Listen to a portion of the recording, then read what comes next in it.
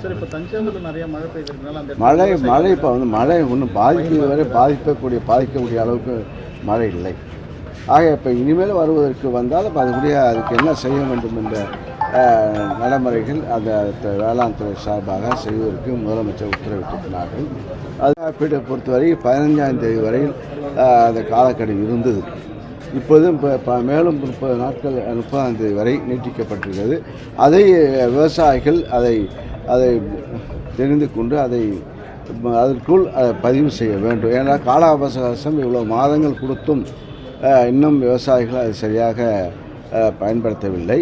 அதுக்கு மீண்டும் அதுக்கு வாய்ப்பு இங்கே இந்த துறையை ஆய்வு செய்யும்போது இப்போ நீட்டிப்பு வழங்க வேண்டும் என்று முதலமைச்சர் உத்தரவிட்ட காரணமாக அங்கே ஒன்றிய அரசுக்கு வேளாண் துறைக்கு அனுப்பி கடிதம் எழுதி இப்போ அனுமதி வழங்கப்பட்டிருக்கு. இது காலக்கெடு 30ஆம் தேதிக்குள் அறிவிக்கப்பட்டிருக்குது. அதை பயன்படுத்தி கொண்டு தங்களுடைய காப்பீடு பதிவு செய்ய வேண்டும் என்ற வேண்டுகோளையும் நான் முன்பாக வைத்துக் கொள்கிறேன்.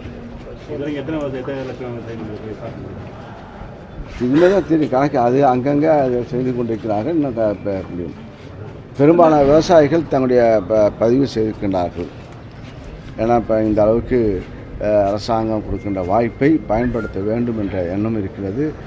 இயற்கை அடிக்கடி மழையும் வறட்சி மழை பெய்யக்கூடிய ஒரு சூழ்நிலையும் இருக்கின்ற காரணத்தால் இதை விவசாயிகள் உணர்ந்து இதை முன்கூட்டியே நீங்கள் பதிவு செய்ய வேண்டும்.